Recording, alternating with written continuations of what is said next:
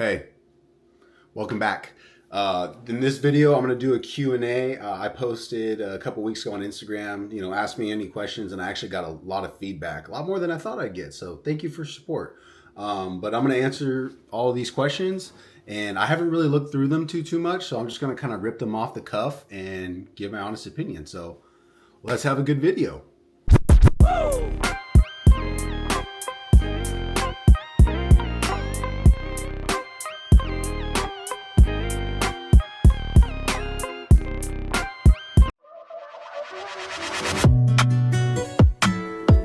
Don't play with it, don't be dishonest. Still not understanding. Okay, let's jump into question number one. What is the number one tip for someone just getting started? / what advice would you give to someone new to HYROX that's thinking about competing for the first time? It's a great question. I've actually gotten like a handful of these in like the last month or so from people. The number one tip I would give someone is it's a hard race. It's very demanding physically, and unless you come from like an endurance background, which most people that are in like my realm of connections, I don't really know a ton of like endurance athletes or people who run a lot. So, or at least did in the past. So number one tip would be to get aerobically fit. By that, I mean, get on the bike, be on the bike for an hour. It can be indoor, it can be outdoor, but get into a good zone 2 aerobic work on the bike. If you can handle it for longer durations running, do it for running. Hiking, if you can be in zone 2, do that. Swimming, I know, is a really good way, but you really want to build a good aerobic base, and everything else kind of comes after that. The strength training, the overall anaerobic endurance, which basically means like your heart rate being at a higher threshold and being able to hold that pace or maintain that pace over time. So number one tip, get aerobically fit, and some of the little subcategories that come with that: get your nutrition on point, get your water intake on point, and everything else should start to take care of itself. So I think that's kind of a roundabout way, a good answer, but we'll see if I can answer some of the other stuff throughout the rest. What inspired you to start training for HYROX, and why is it your race of choice? Thank you for the question. What inspired me to start training for HYROX is I was actually, it was last year around Labor Day. Golf season was kind of coming to an end or so. There's still some time to golf in the fall, but you know how it goes. It's just, leaves change, college football's on, whatever, what have you. But I was doing Pilates about 4 days a week and golfing.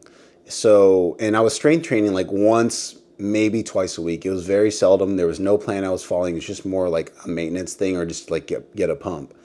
And I had enjoyed myself doing that over the summer. Like I felt good. My back was doing good. My hip was doing good. I had issues with that stuff in the past.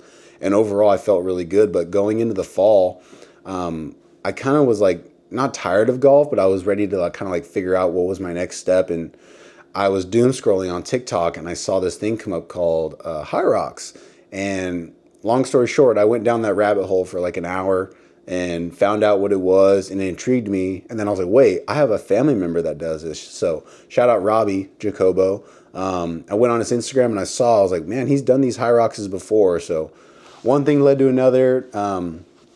I was picking Robbie's brain, and then I was like trying to write my own program to get ready for a HYROX in Dallas in November. And it was overwhelming because there was so much feedback on there of people who like try to do too much too fast and they end up hurting themselves. And I didn't want to hurt myself. I wanted to be healthy and I wanted to have fun with it. So that's how I got involved with Austin, and the rest is history. So that's kind of what got me going, was doom scrolling on TikTok, if you can believe that or not. Is what's your training routine like leading up to a HYROX event, and can you break down your weekly schedule? So my training routine leading up to a HYROX event. Now I'm still learning on the fly, and I try to like I take in information and like from the pros and the people who do this and have been doing this for a longer period of time in terms of endurance sports. But I like to just figure things out myself too. But right now, leading up to an event, there's about a 6-week training block that you really want to like hit it hard leading up to your event. So Let's say you've got 8 weeks from today to when the event happens. There is a really good 6 week, 6 to 6.5, 7 week training block where you hit it really hard. At that point, you're not trying to like lose weight. You're not trying to like cut weight or do all these things. You're really just trying to get anaerobically fit. And what that means is like you're really working on being at your threshold heart rate for longer periods of time, and you're sitting in that really uncomfortable heart rate zone and getting more comfortable with it. You're attacking station work a little bit more. You're not prioritizing strength training as frequently or to the capacity to which that you should prioritize anaerobic work, because anaerobic work, that threshold pace, that zone 4 work, that's going to translate to race day. So what I do in those weeks, 6 weeks, and don't get me wrong, I'm still strength training, I'm still getting aerobic work in, but the anaerobic work is picking up and you're really just getting comfortable sitting in that. So basically how a weekly schedule will work is, and I'm still learning on the fly, like I've only done a couple of them, but the way it'll work is Monday, Tuesday, or Monday, Thursday, Friday, I'll do aerobic work 4 to 5 days a week, and usually that's either on the bike or running. At that point, it's usually about running, and I'll do that like Monday, Tuesday, Thursday, Friday, something like that, and then I'll get 2 anaerobic sessions in, like really hard ones. Usually it's a shorter one on Tuesday, and usually it's a very long one on Saturday, something that kind of mimics HYROX without maybe doing the full thing all the time. So usually those sessions will take anywhere from 45 minutes to an hour and a half. I've done a couple of times. So it's a very physically demanding, but it also puts you, like I said, into that uncomfortable zone so that you can improve, so that you can simulate what it will feel like come race day. Because on race day, your adrenaline's going to be up, your body's going to be like, all right, let's go, let's get after it. Like, it's going to show up for you. How am I balancing the training with like other aspects of my life, with work, social activities, and recovering? Balance. To be honest with you, I don't know if there's necessarily a balance. I think I just prioritize things differently now. Like, I take my sleep super serious. Once you take your sleep serious, just like even if you're not doing HYROX, if you just do it, just take your sleep serious, you're gonna notice how much better you feel overall. And like I can't go back. I really like my quality sleep, my sleep hygiene, reading before bed, things like that. So that is a priority. Obviously, social life is good, but like, I don't like necessarily play a ton of video games anymore. It's just because like the only time I do play is like with friends, but they only ever get on like kind of when I want to go to bed. So that's just like something I had to give up. That wasn't a priority anymore. So in terms of social activities, me and Lauren, we prioritize, the training and the sleep and everything like that. So like our social activities are like kind of seldom, few and far between. But we make these sacrifices because the things and the goals that we're trying to obtain matter to us a lot. And we put a lot of action towards achieving them. And we have a lot of self-belief, and a lot of that comes from supporting each other and understanding that we have to say, this is what we're doing. This is what we got to stick to. And it will pay off in the long term. So I have to acknowledge like Lauren being there for me and like helping me. That's how I balance it. It's a matter of priorities for me. Oh, okay. So this is a good question. And I answered this in another video, but what are your ultimate goals for HYROX? Do you have any future aspirations for the competition? And basically kind of going on about the same thing, but basically, yeah, like I want to qualify for world championships for my H division. Now I'm going to break this down a little bit. So HYROX is like any other sport. There are elite people, and they're the top of the top dogs. They're disgustingly good athletes, and most of them have been doing endurance sports for years. Most of them are previous Ironmans. They're ultra runners, they're marathoners, They're, just triathletes in general. Like they come from an endurance background.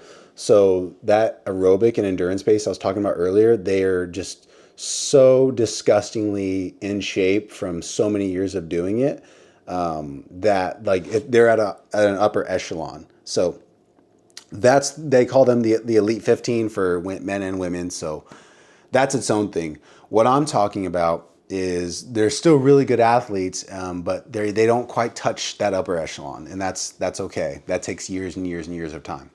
And I'm not counting myself out there. I'm just giving the facts. So for me personally, I want to qualify for world championships for my age group, which would be 25 to 29. I'm 28 right now.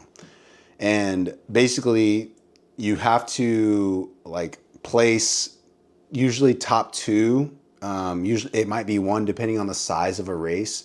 So, for example, I competed in Vegas back in February, and if I would have placed top two in my age division in that race, I would have qualified for Worlds. But I didn't. That was only my first solo race, and I have a lot of things to improve. So basically, my aspiration is to qualify for world championships. That is my 2025-2026 season goal. So first race being in Dallas in November. Now, based on the history of recent race results between several races that have recently gone past, the people that qualified had a time of anywhere from 59 minutes to 62 minutes. That's kind of the sweet spot. So for me, everything I'm doing is aimed towards getting a 60-minute HYROX or better, because at the end of the day, my goal is to qualify, and that's the time on average that it takes, 59 minutes to 62 minutes. And to be honest with you, it's getting harder. Athletes are getting better, they're getting faster, and that number is probably going to go down even farther. It'll probably be in that 57 to 60 minute range at some point. So that's my goal for this next season. Obviously, that would mean a top 3 age group finish, which would be awesome. That's my goal and aspiration for HYROX in terms of the competition. So good question. Thank you. Okay, so to kind of finish up, just a couple of quick questions that were kind of fun that people asked. What's my favorite fitness brand? I don't know. I guess my favorite shoes to wear, like I just really love them right now, are New Balances. So I don't know if you want to call that a fitness brand, but love New Balances. I wear a lot of Gymshark stuff just because it's relatively affordable and they've got a lot of different stuff. I don't know, fitness brand. There you go. I don't know. Maybe Lululemon. I don't know. What is a song that will always pump you up? Right now, there's two, but I'll pick one. It's The Pretender by Foo Fighters. I love that song. Just kind of gets me hype and just puts me into like this mental space of where like I have to trick myself into thinking that I'm much better than I currently am, because I genuinely believe it.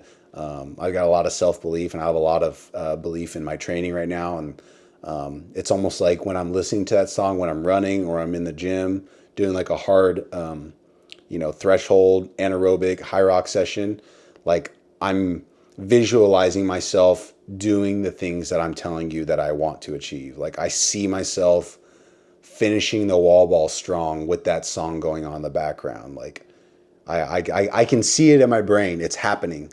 So yeah, that's my favorite song. Top 2 favorite Mac Miller songs. I really love, my favorite Mac Miller song of all time is Ascension, from Good Morning or Good AM, however you want to say it. I love Ascension. That's definitely my favorite song. And then honestly, my second favorite song would probably be Dunno from Swimming. Yeah, I think it's from Swimming. Let me see. Yeah, Dunno by from Swimming. So those are my 2 favorite Mac Miller songs, Ascension and Dunno. Somebody wanted me to give a Charlie backstory. All right, very quickly. It was summer of 2019. I just graduated from college, and I was living in Weatherford, working for Parks and Rec department and for the city of Weatherford. Going into what was going to be my first year of MBA school, and was feeling like kind of lonely, and I wanted, Lauren went back home for the summer, back to here to Kiefer, Sapulpa, and I wanted, I just driving every weekend to see her and stuff like that. Like I wanted a companion. So I started getting on Craigslist, and I was looking everywhere, and I saw that there was a dog in Independence, Kansas, and it was her, and she looked like just like a golden retriever, but white. They said retriever, and I was like, oh my gosh, like a cute white golden retriever. Turns out she's an English cream retriever, but that's even better. So she's beautiful. But I messaged with them. They actually met me. I came here to visit Lauren one weekend, and we drove up to the Hard Rock Casino in North Tulsa, Catoosa, about 30 minutes from the house. And we met them at a McDonald's, and her name was Rudy at the time. And she was there at the McDonald's. They gave me the leash and, gave me all the shots that she had. And there we were. And yeah, that's Charlie's backstory. She's from Kansas. And I'm looking at her right now. She's from Kansas. Her name was Rudy. And I got her when she was about 3.5 months old, almost 4 months old. So she was a little bit older. So the training went into effect right away. But that's going to wrap it up. Thank you for submitting the questions, people who did. And I hope that this was entertaining and fun. And if you want like more specific questions on how different things are broken down or anything else, Instagram, YouTube, text me, whatever. Let me know, and I'd be happy to do another video on it. Otherwise, have a great week. And as always, get after it.